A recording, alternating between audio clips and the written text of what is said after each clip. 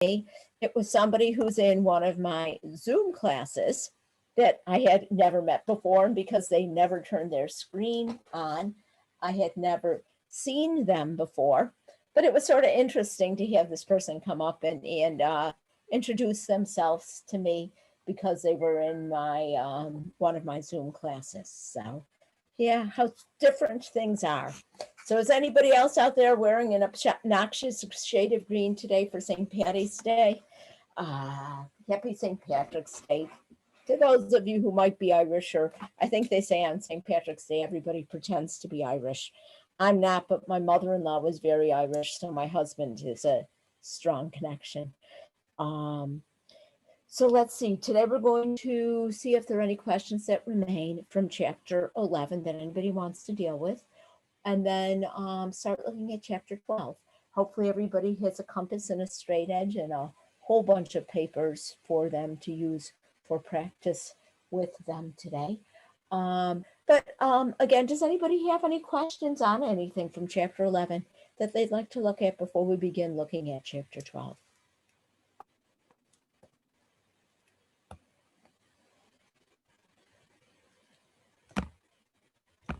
Not that I can think of. No? So everybody's good with chapter 11. I think it's kind of a fun chapter because it's mostly drawing and moving things around, folding, sliding. Not a lot of arithmetic going on in there. I think, the biggest is when you start looking at whether you can tile with regular polygons and do a semi-regular tiling. And there, what you need to remember is those formulas that we had for the central angle and for each interior angle of a regular polygon. And also remembering that idea that a regular polygon means that all of the sides are congruent and all the angles are congruent. But if there are no questions left on chapter 11, let's go through and let's look at chapter 12. So chapter 12, and whoops, let me go back once more.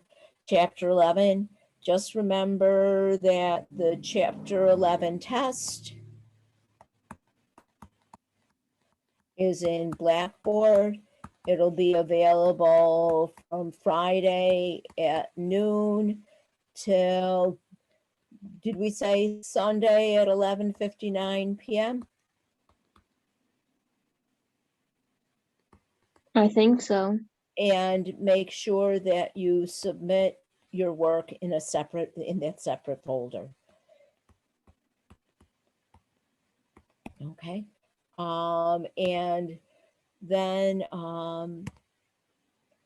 let's go back and look at that chapter 12, the start of chapter 12 notes. Actually, I want to tell you that chapter 12 is actually one of my favorites. I remember as a student learning constructions and really much enjoying doing them. Hopefully you do too.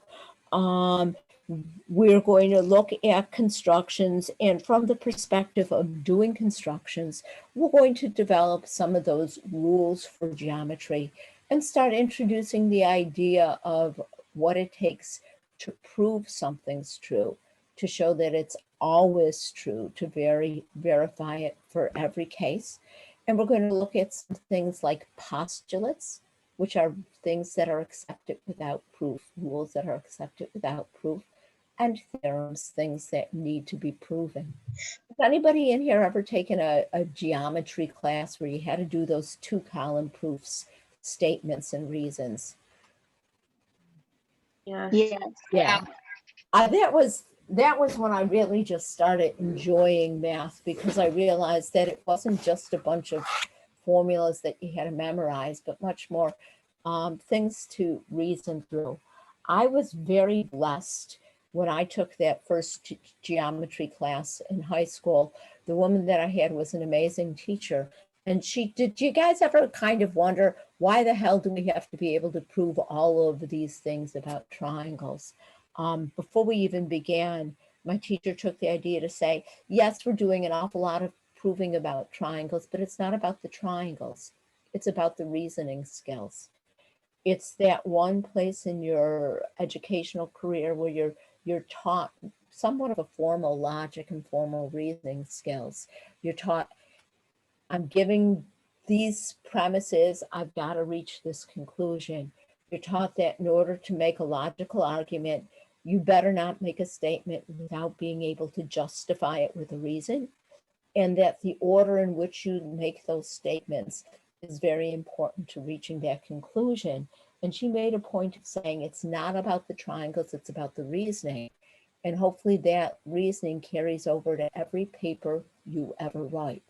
And it's that one, the reason that so much of those thinking skills are taught in math class with triangles and maybe not in a sociology or a literature class or something like that is because in math with triangles, it's all black and white. It's right or wrong. As opposed to when you start looking at some of those other subjects that you apply logic to, once you start getting into things like, well, what are the ethics of the situation and what's somebody's beliefs, you get to a lot of those shades of gray where, you know, and because when you're first learning logic, you don't want to be judgmental, that idea that using triangles, it doesn't really become as judgmental. But I digress. That's part of my love of geometry, by the way. Did you guys enjoy geometry when you took it, those of you who took it? No. No. Oh, no. Well, It was at 7:40 in the morning. okay, that is a little early, but I very much enjoyed that subject matter. But we're going to start chapter 12 by looking at constructions. And a construction is a very, whoops, let me make this a little bit bigger.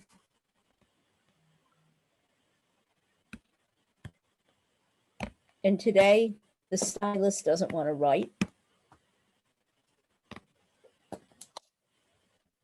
Here we go. A very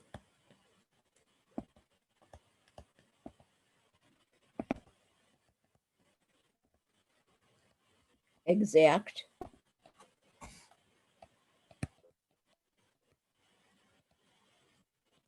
well, this doesn't want to write at all. Give me a second.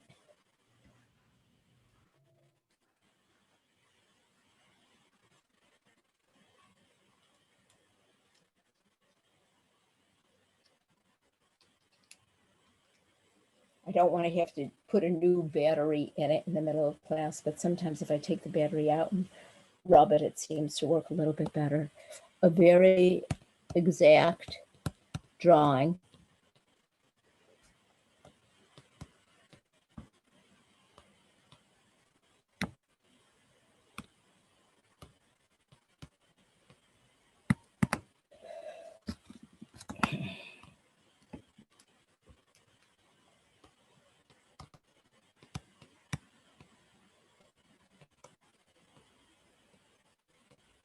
done with a compass and straight edge.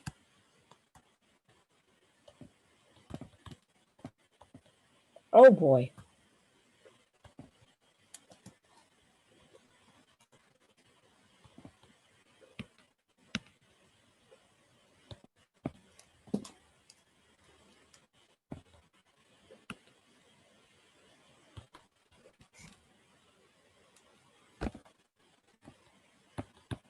Well, this isn't working, so I am going to stop sharing my screen, and I am going to kind of revert to doing all of this somewhat old school instead.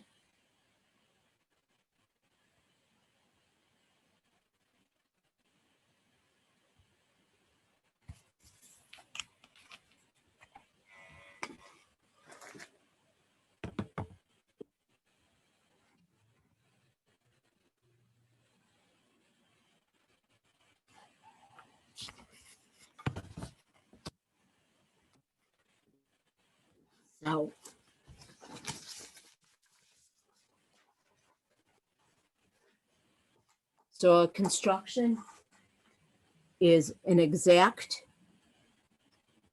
drawing done with a compass and straight edge.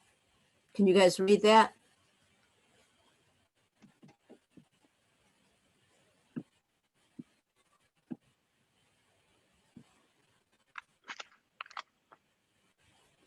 we're going to find that there are 6 basic constructions that we need to be able to do. As you look at the note packets, I took the liberty of taking a screenshot from the virtual textbook to show the directions for each construction. But I know that looking at that screenshot, for some folks, that's just not quite enough to show them exactly what you're supposed to be doing. And so hopefully I'll be able to kind of freehand at the bottom of each page, show you how to follow those steps. The first construction that we're going to do is to copy a segment. So at the bottom of that page, could everybody please just draw a segment? I think in the directions up above, they call that PZ. Nope, I lied. They call that original segment AB. So that's my segment AB that I want to copy.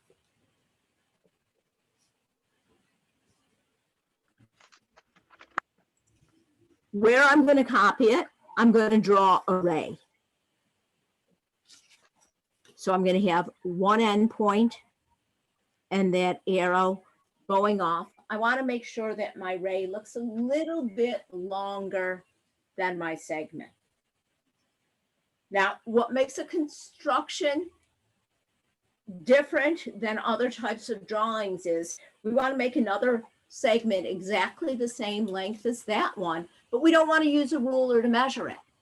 No ruler to measure segments, no protractor to measure angles. We're going to be doing everything and getting exact measurements just using my straight edge, which here is an index card, and my compass.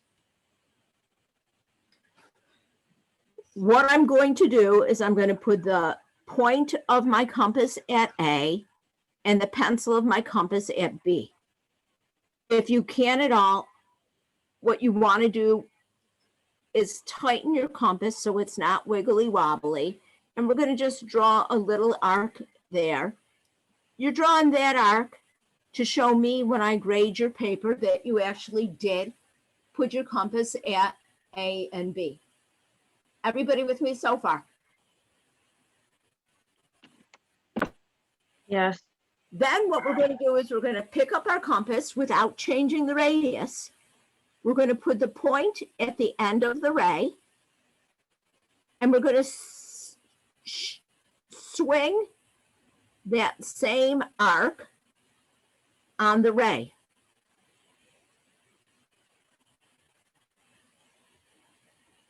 And when I do that, if this endpoint is P and this point of intersection is Q, we'll know that the length of AB is equal to the length of PQ.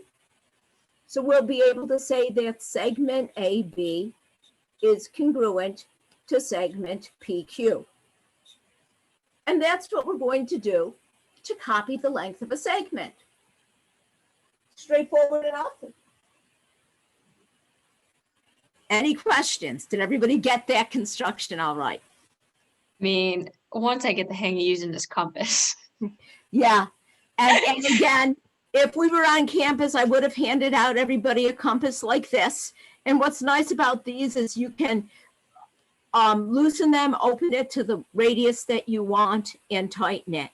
I have to tell you, back in the day when I was a student first using compasses, I wasn't real good about holding the point fixed and swinging the compass without getting it to change.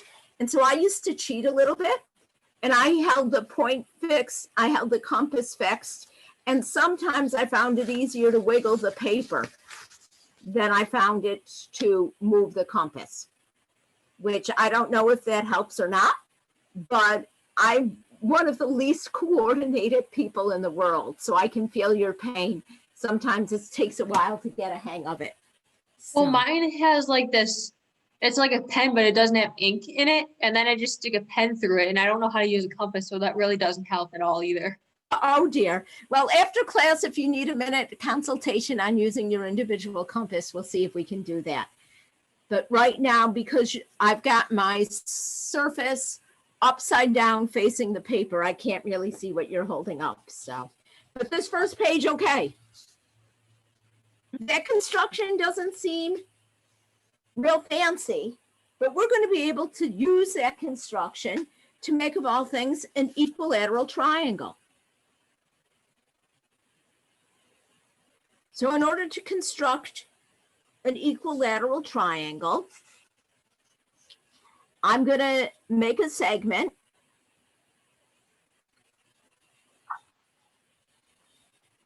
And that segment is going to be one side of my triangle. What makes a triangle equilateral is that all the sides are the same.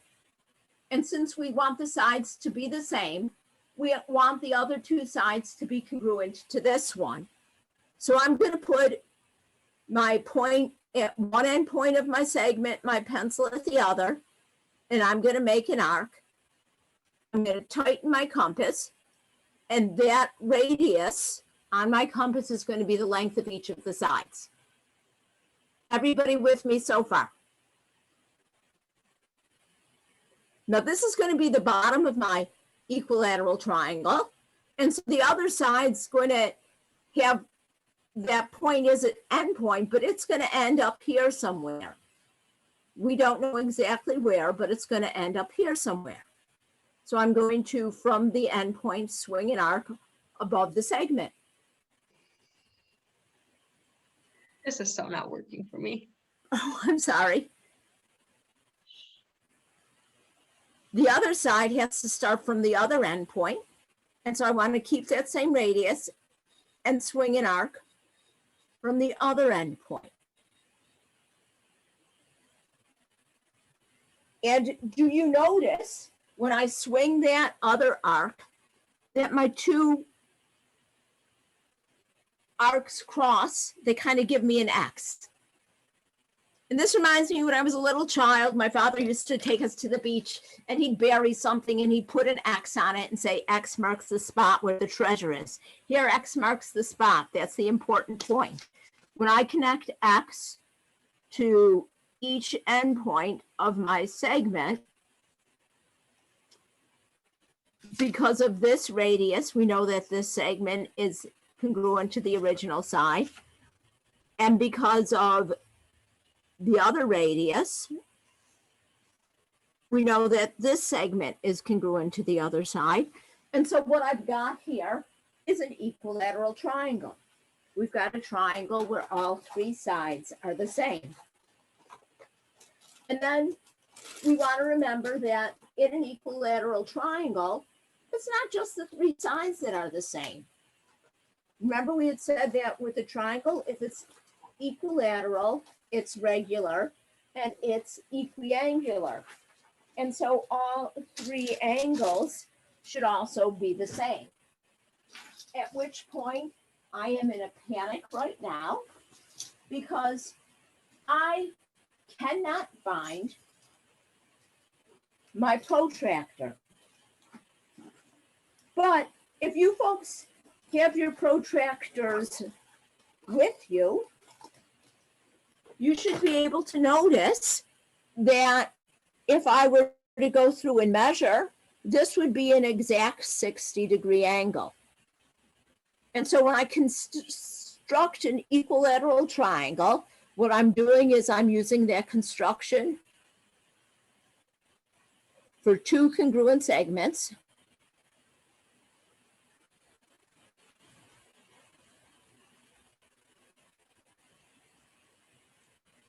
And it is also a construction for a 60-degree angle.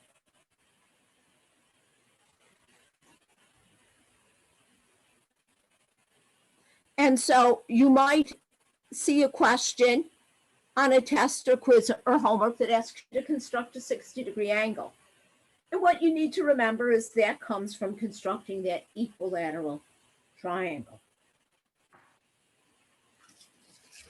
Next thing that we're going to construct is to construct a triangle congruent to another triangle. Congruent triangles, again, have the same size and shape.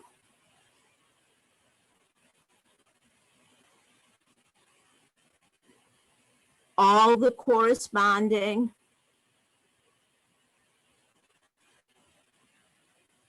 sides are congruent.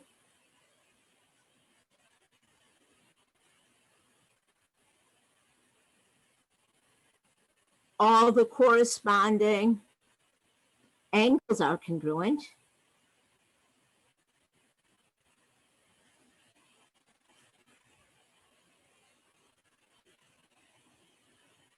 And when I look at congruent figures, there's sort of a naming convention.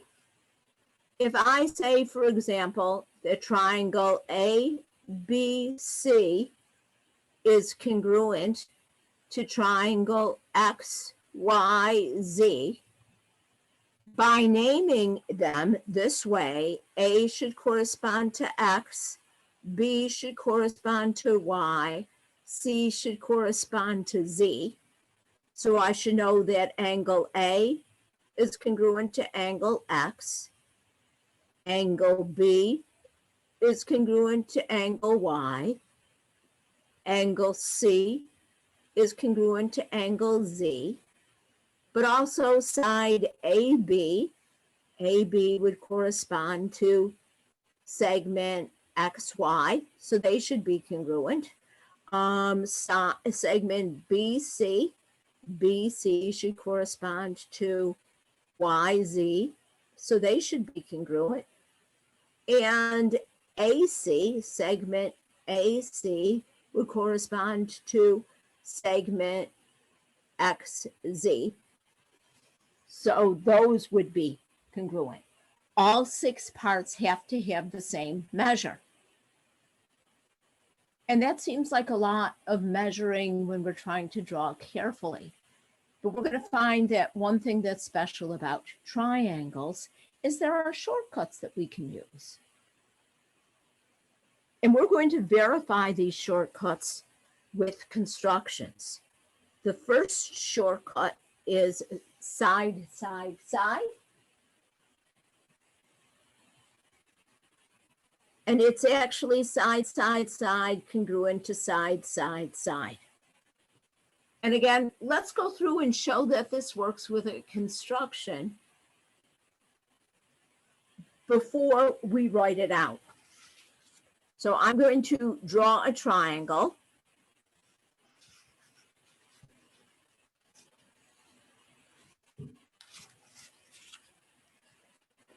This triangle, for lack of originality, I'm going to call CAT. And I want to construct triangle DOG congruent to triangle CAT using congruent sides.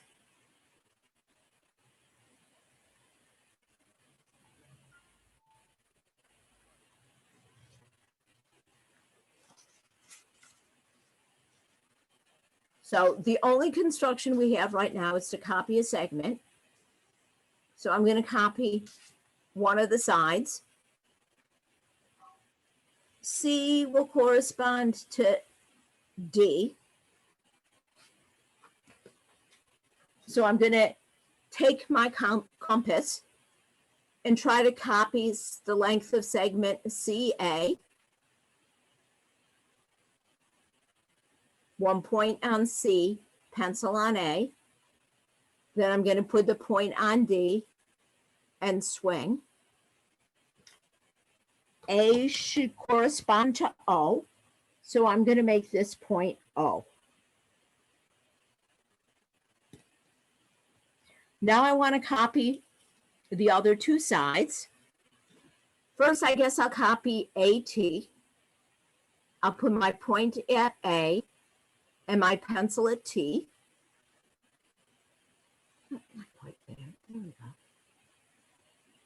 And since A corresponds to O, I'm going to swing that arc there.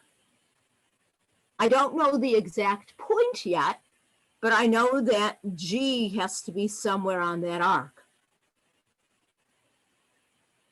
Now I want to copy that third side, CT.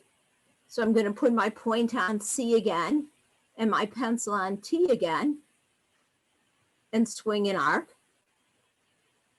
And since C corresponds with D, I'm going to move my point to D and I'm going to swing an arc. G has to be somewhere on that arc. Well, the two arcs meet right here. So that's going to be my point G. And so now I'm going to connect D to G.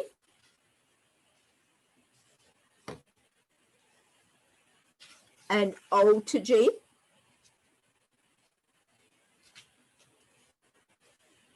And we made sure that CA was congruent to DO. We made sure that OG was congruent to AT.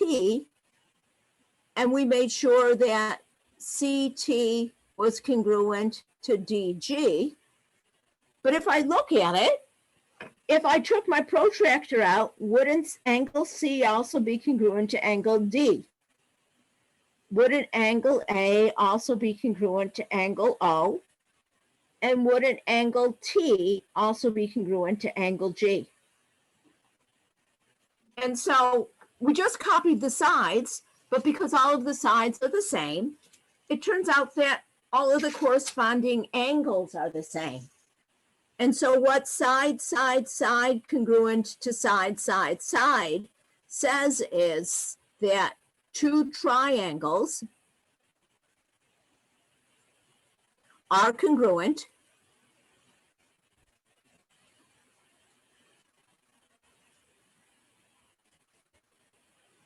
if the three sides of one are congruent to the three corresponding sides of the other.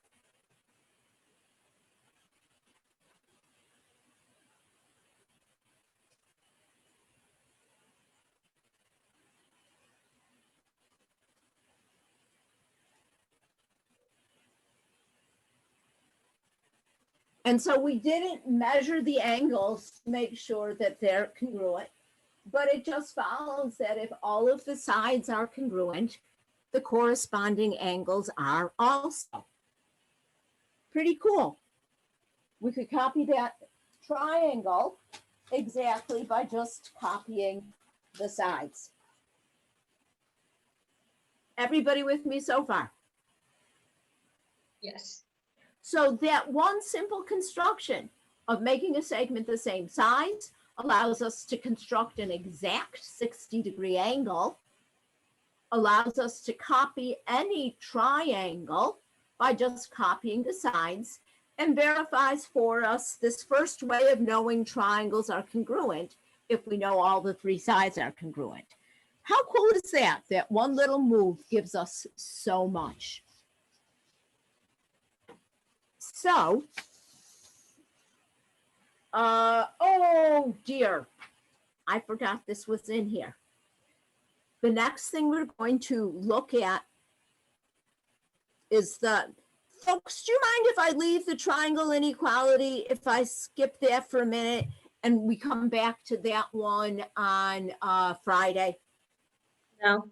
Somebody remind me that we do have to go back and do the triangle inequality. And for the triangle inequality, I'm going to ask you folks to provide some manipulatives for yourself if you can. On Friday to class, could you please bring 3 pieces of uncooked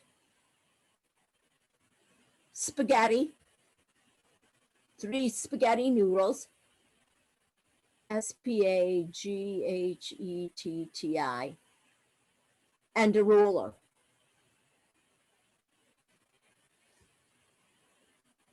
And that's what I forgot was my spaghetti today. So could you guys please, if you have the opportunity to, I know not everybody can, and if you can't, you'll just watch and not do it on your own. But could everybody please bring 3 pieces of uncooked spaghetti? I think I misspelled spaghetti, and a roller with you on Friday. Okay? And so we'll leave that be and come back. The next construction that we're going to look at is to construct an angle congruent to a given angle. And again, the directions are written here. Let's go through and do the construction rather than just reading the directions, if that's all right. So down here, underneath those directions, I'm going to draw an angle.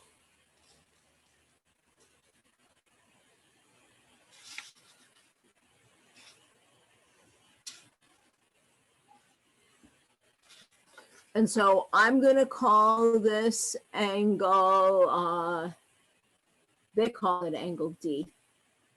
So I'm going to call this angle D. And I want to construct an angle congruent to that given angle. First thing that I'm going to do is I'm going to draw a ray.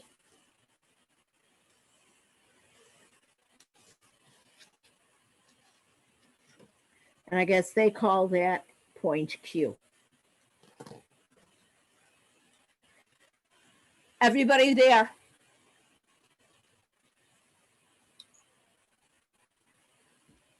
The next thing that I want to do is I want to take my compass and I want to put it at the vertex of the angle that I have. And I'm going to swing an arc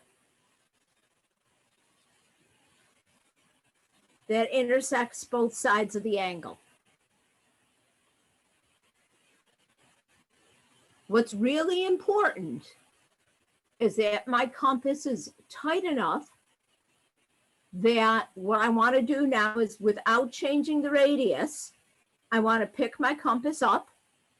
I want to put the point at Q, the end point of the ray, and swing that same radius.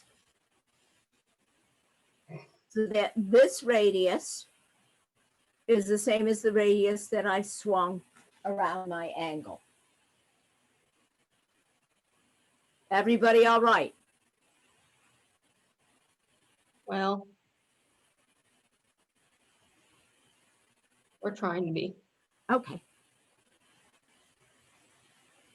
Now what I want to do, you know how we said it was important that I crossed the angle both sides? I need those 2 points. So what I'm going to do is I'm going to take my compass. I'm going to put the point where the ray intersects one side of the angle. And then I'm going to move my radius so that the pencil is at the point where the other side is intersected.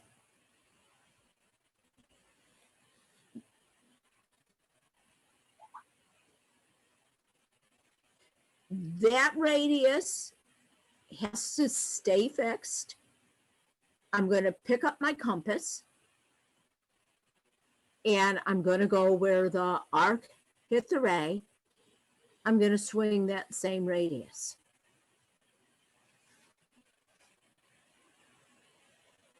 So it was important that I cross the angle in 2 points. I'm going to use my compass to measure between those 2 points, and I'm going to swing that same radius over here. And in doing so, do you see how I made an X? Yeah. That point of intersection, I'm going to connect to Q.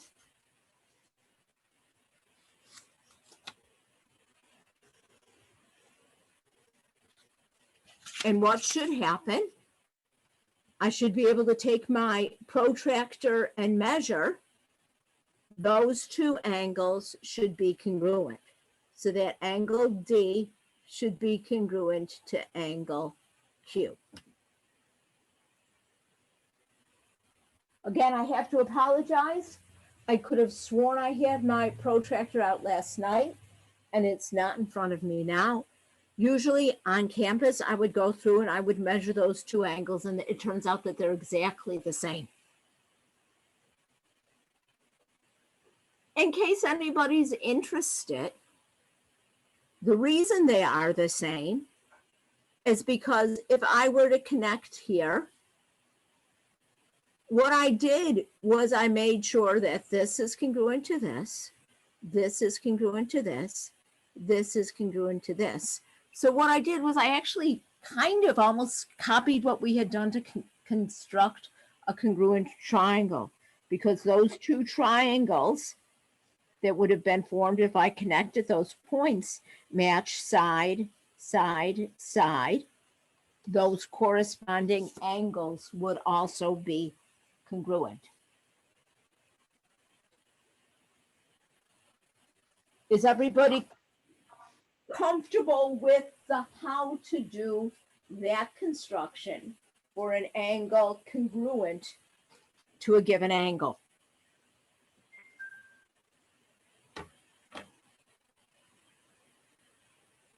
If so, let's go through and use that construction to show, pardon me, a couple of other shortcuts for showing triangles are congruent.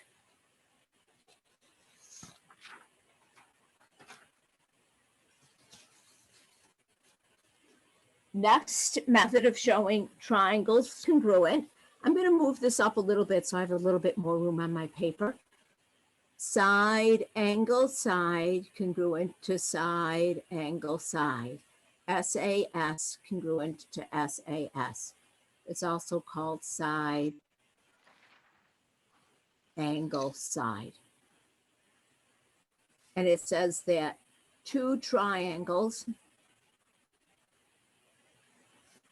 are you guys all right if I use the symbol congruent instead of writing the word congruent? Mm-hmm. If two sides and the included angle of one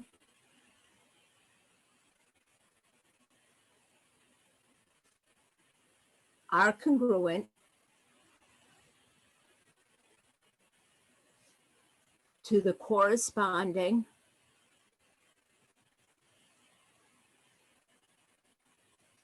sides and angle of the other.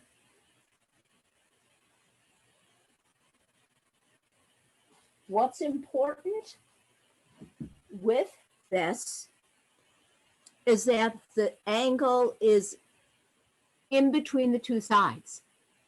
By saying it's the included angle, we mean it's the angle that's made up of those two sides. And so last time with side, side, side, we were able to copy a triangle by copying all three sides. This time we want to copy two sides and the angle formed by those two sides. So let's construct, we did cat and dog, so let's construct triangle, let's say cow congruent, COW congruent to triangle PIG. So over here, I'm going to just draw a triangle. It's going to be kind of a random size.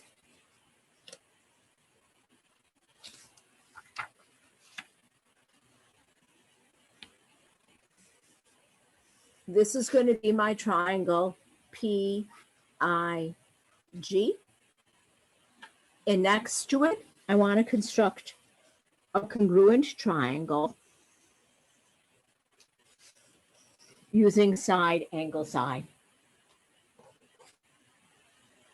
By the way I named them, P should correspond to C. So I'm going to call this point over here C.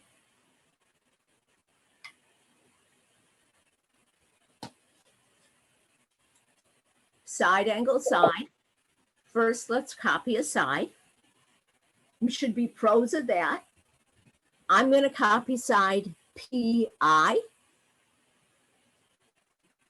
putting my compass point on P and my pencil point on I. I'm going to, without changing the radius, move it so that my point is at C. Swing that radius over here.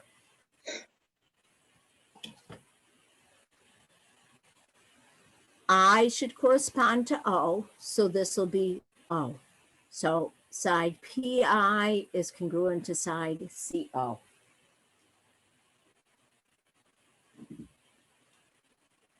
I need to copy an angle. We can copy either angle P or angle I. Does anybody have a preference? Would you rather copy P or would you rather copy I? E. P. So to copy P, I'm going to change my compass a little bit.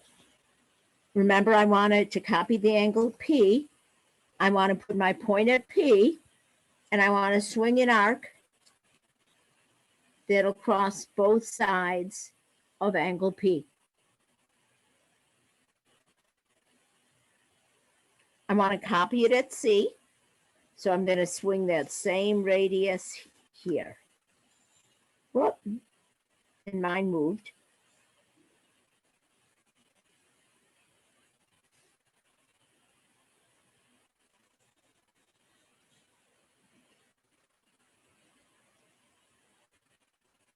Then I'm going to go back here and move my compass. I have those 2 points of intersection. I'm going to put the point of my compass on one, the pencil on the other.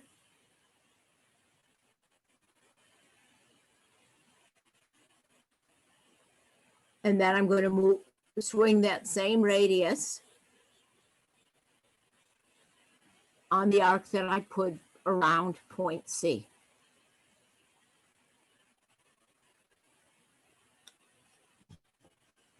I'm got my X. I'm going to connect that X to C using my straight edge. And I'm going to make a ray. I know that angle P is congruent to angle C. So I've got my side and I've got my angle. Now I have to copy that side PG, point at P, pencil at G.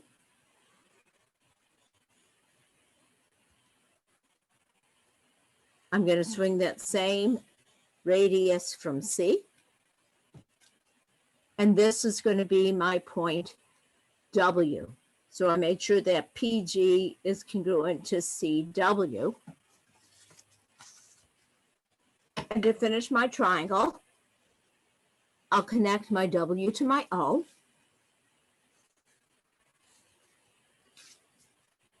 And do you see how I didn't do all 6 parts, but using side, angle, side, side, angle, side, my new triangle is the same size and shape as my original one.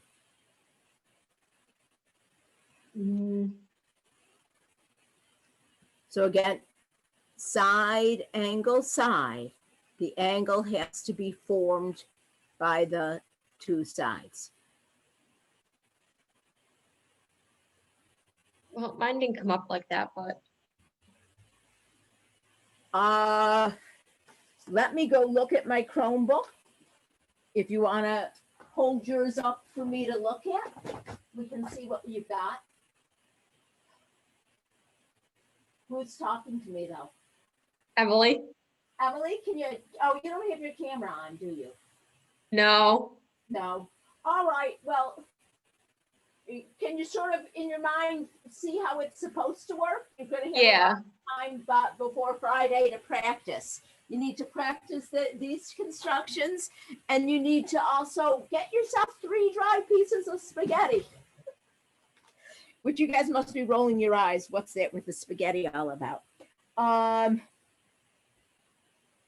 my phone, I've got that we've only got 3 minutes left in class.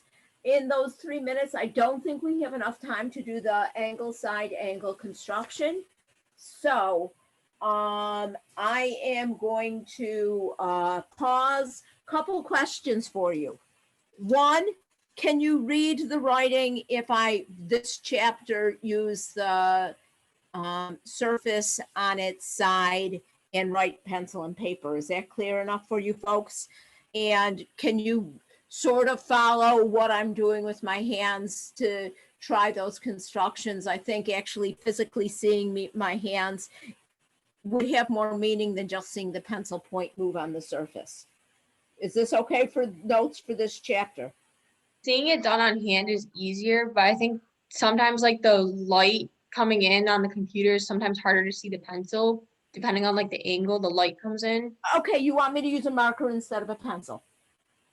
I think that would be easier. Okay, I had every intention of using a gel pen, but before class, you know how the stylus on the surface didn't work real well? Mm-hmm.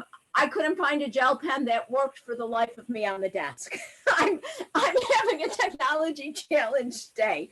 I will try to get a much better gel pen by next class, all right? Okay. And also I have to apologize. I'm working in the spare room in my house, the office, and I know the lighting is not real good in this room. I am going to try to find a better lit room to work on from next time. But any questions on what we did today? If not, we'll pick up from here next class. And hopefully everybody will have their spaghetti and their ruler. And hopefully I'll be able to get this pen to write on this surface. Now it's writing. You know, it's just sometimes they go on strike for me. And but I probably will continue to fill in the writing on the pencil and paper copy. So if there are no other questions, we'll call it a day. A couple of you folks came in after I took attendance. Let me see who we got. We got Stephanie and Cameron. I'm here. Yeah. We got you. And Cameron, we got you? Okay. All right. Did Kayla come in? Okay, well, have a great day, you guys, and we'll see you on Friday. You too. Construction's fun so far? Back into the game. Don't you think you should be focusing your attention? Bye-bye.